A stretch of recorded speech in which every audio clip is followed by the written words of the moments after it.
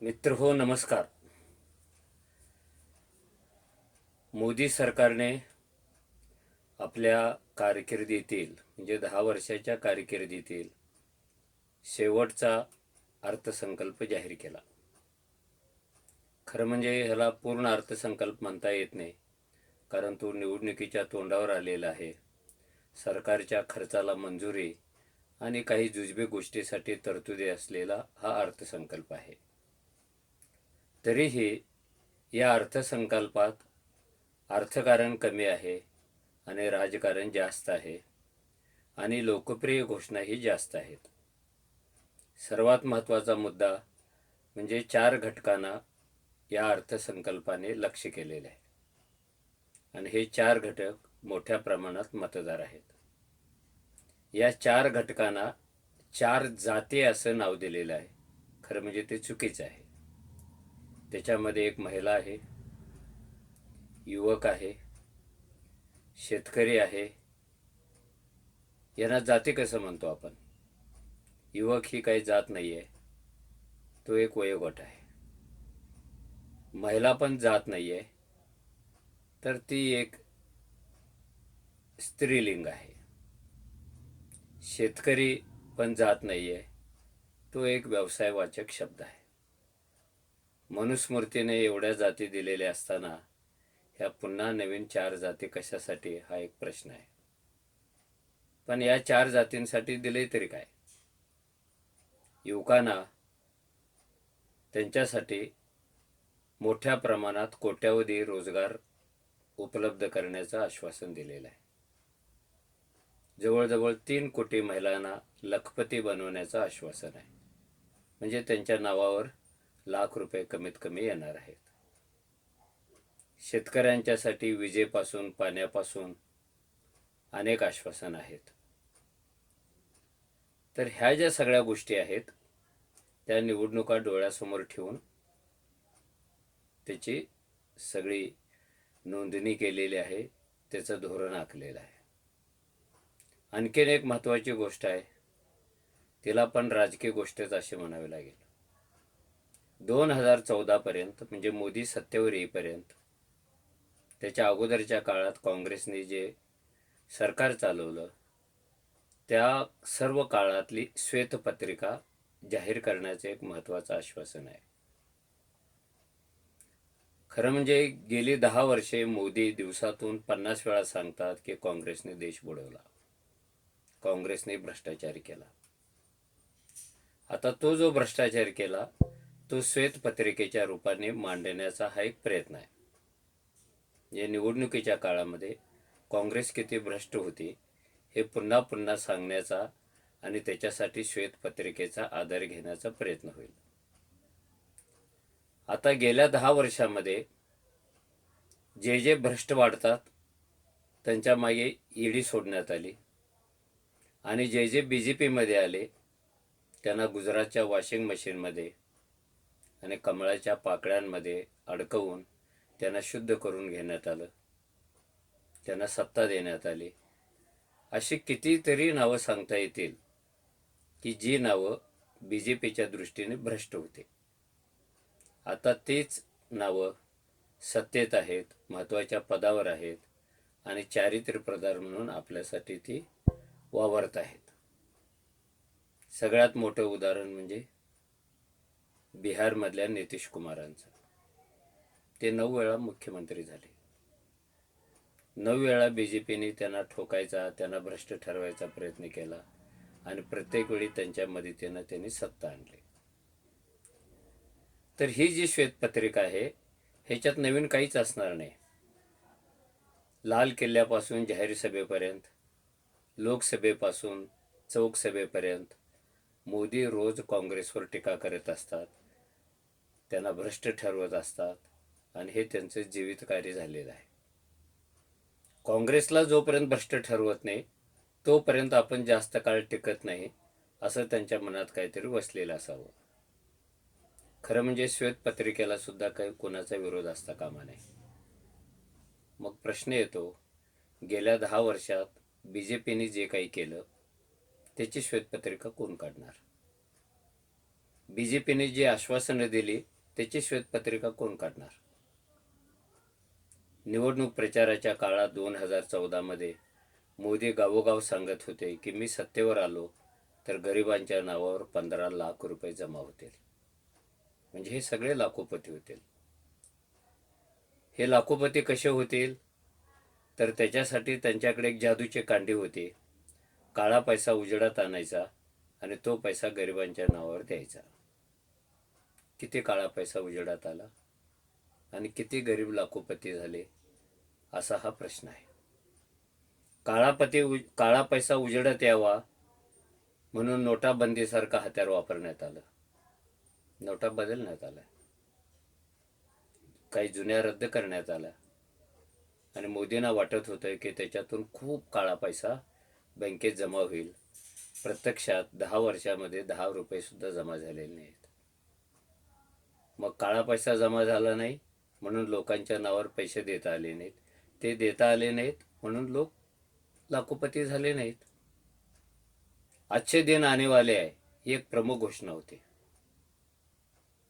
आता अच्छे दिन कुणासाठी आले आणि कसे आले? मला विचाराल तर आजचे दिन फक्त देशातल्या भांडवलदारासाठी आले.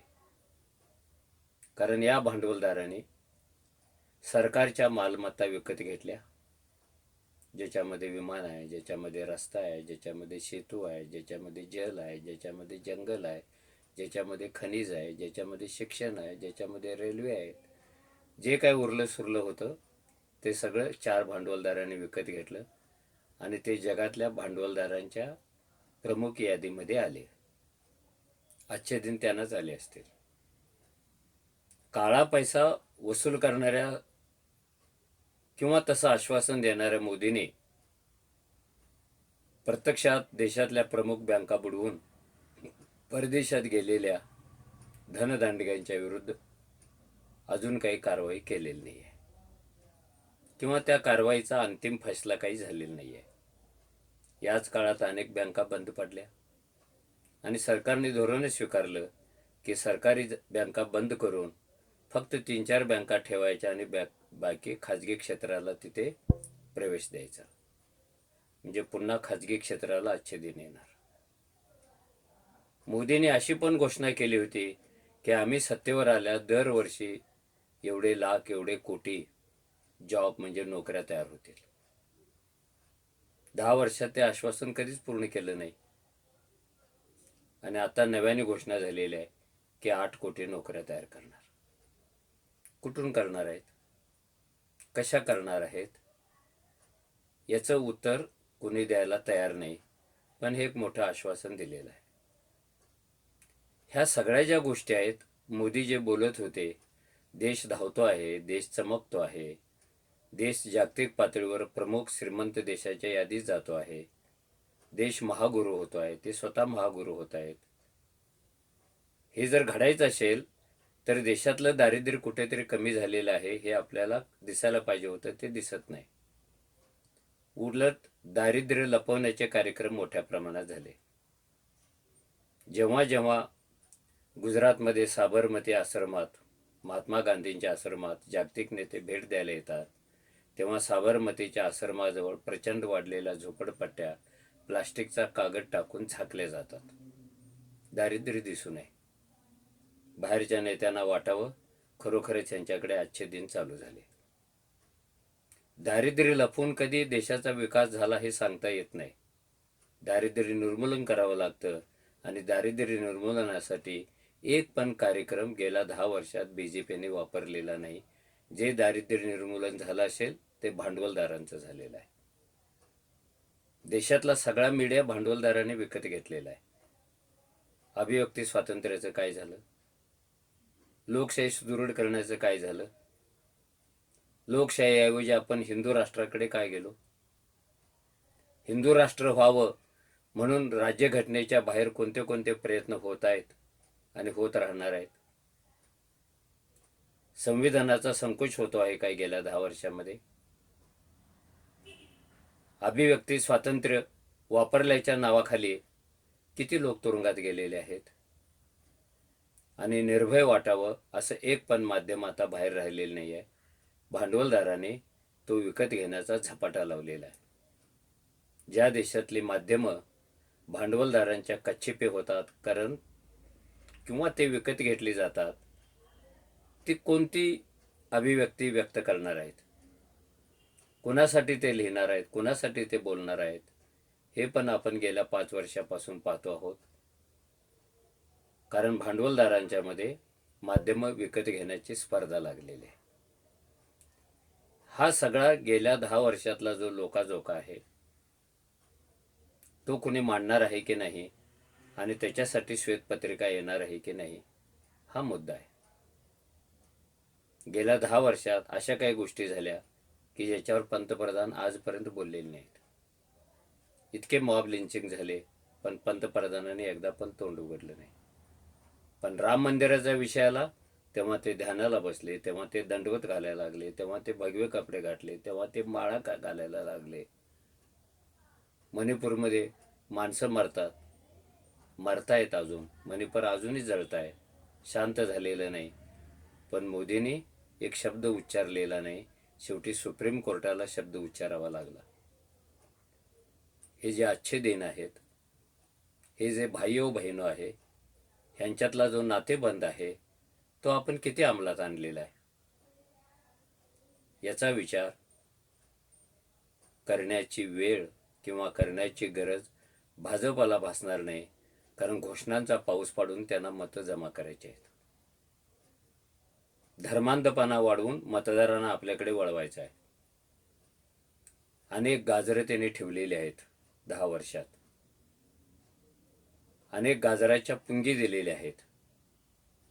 घोड्याच्या तोंडासमोर गवताची पेंडी ठेवून त्याला जसं पळवलं जातं, गवताच्या आशेने घोडा पळत जातो पण गवत त्याच्या तोंडात कधीच पडत नाही.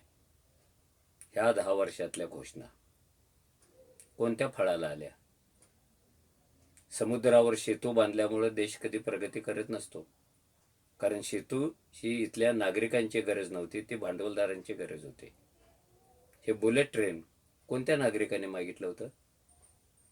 हे सगळे विस्तारलेले रस्ते चकाकणारे गुळगुळीत हे कोणत्या नागरिकांनी मागितलं होतं? भांडवलशाहीचा विकास व्हावा म्हणून असे सगळे प्रकल्प आणले गेले आणि ते भांडवलदारांना दिले आणि रस्त्यावरचा प्रवास आता विकत करावा लागतो. ज्या देशात प्रवास विकत होतो, ज्या देशात शौचालयात जाणं सुद्धा महाग होतं, तिथे अच्छे दिन आलेत असं समजायचं का? लोकांनी आग्रह धरायला पाहिजे की तुम्ही काँग्रेसच्या राजवटीतलं जे काही काढायचं आहे काढा. आणि गेली 10 वर्ष तुम्ही काढताच आहे ना. जेवढं म्हणून विरोधी पक्षाला नाउमेद करता येईल तेवढं तुम्ही करताच आहात. एवढंच नव्हे तर विरोधी पक्ष मुक्त भारताची घोषणा तुम्ही करत आहात. जेव्हा ती घोषणा साध्य होईल तेव्हा लोकशाहीचं काय होईल, तेव्हा राज्यघटनेचं काय होईल आणि विरोधी पक्षाशिवाय लोकशाही कशी असू शकेल? पण ते आणणार आहेत. आपण विचार केला नाही गेली 10 वर्षे. आपण आश्वासनाच्या झोकाळ्यावर तरंगत राहिलो. आपली मानसिकता वेगळी झाली. आपल्या भोवती सगळं काही आहे पण ते आपल्या मालकीचं नाही, अशा अवस्थेत आपण आलेलो आहोत. शेतकऱ्यांना जात मानून त्यांचा विकास करायचे गेल्या 10 वर्षापासून चालले. प्रत्यक्षात एक दिवस पण शेतकऱ्यांच्या आत्महत्या थांबलेल्या नाहीत. युवकांच्या विकासाच्या खूप घोषणा होतात. त्यांना नैतिकता शिकवतात मोदी स्वतः जाऊन युवकांच्या मेळाव्यामध्ये. आई बहिणीवर शिवी देऊ नका, स्वामी विवेकानंद वाचा, देशाच्या मातीवर प्रेम करा. अरे पण त्यांनी स्वतःवर प्रेम करायचे की नाही? आणि स्वतःवर प्रेम करायचं असेल तर रोजगार पाहिजे, जगण्याची साधनं पाहिजेत. ती कोणी दिली? शिक्षणाचा बाजार इतक्या मोठ्या प्रमाणात झाला की ज्याच्याकडे पैसा आहे त्याला शिक्षण झालं. हे कोणते आजचे दिन होते? हे कुणासाठी आजचे दिन होते? 10 वर्षात श्रीमंत श्रीमंत होत गेलेला आहे आणि गरीब गरीब होत गेलेला आहे. आणि सरकारला सांगायला संकोच पण वाटत नाही की आम्ही 80 कोटी लोकांना मोफत धान्य देतो. जिथे 80 कोटी लोक मोफत धान्याची वाट पाहत असतील तो देश महाशक्ती झालेला असेल का? सरकारच सांगतं एवढ्या दरिद्री महिला आहेत, सरकारच सांगतं एवढे दरिद्री शेतकरी आहेत, सरकारच सांगतं एवढे बेरोजगार युवक आहेत. कुणाच्याही पदरात काही पडलेलं नाही. आणि जिथे असं घडतं तो देश महाशक्ती असतो का? कोणत्या तरी जागतिक संघटनेची मिटिंग आपल्या देशात घेऊन आपण कधी जगातले प्रमुख राष्ट्र बनू शकत नाही. आपल्या पायाखाली काय जळते, आपल्या भोवताली काय जळते, आणि त्याच्यासाठी आपण पाणी कुठे आणणार आहोत, कुठून आणणार आहोत, उपाय काय आहेत, याची मांडणी मोदींनी आतापर्यंत कधीही केलेली नाही. एकच ध्यास आहे त्यांना की विरोधी पक्ष संपवणं. काँग्रेस नालायक आहे. असेल नालायक, तुम्ही चांगलं होऊन दाखवा ना. काँग्रेसवर टीका करता करता आपण कोणत्या रस्त्याने चाललोय याचा पण विचार करा ना. शिक्षणातला अभ्यासक्रम बदलतो आपण, विज्ञानाऐवजी यज्ञ आणतो आपण,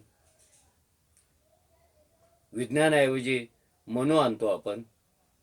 हे कोणत्या आजच्या दिनाचं लक्षण आहे? जग सगळं कुठे चाललेलं आहे आणि आपण यज्ञाच्या दिशेने झुकत असू तर हा देश कधी मोठा होणार नाही. प्रवाह कधी उलट्या दिशेने वाहत नाही आहे. काही झालं तरी त्याला सरळ जावं लागतं.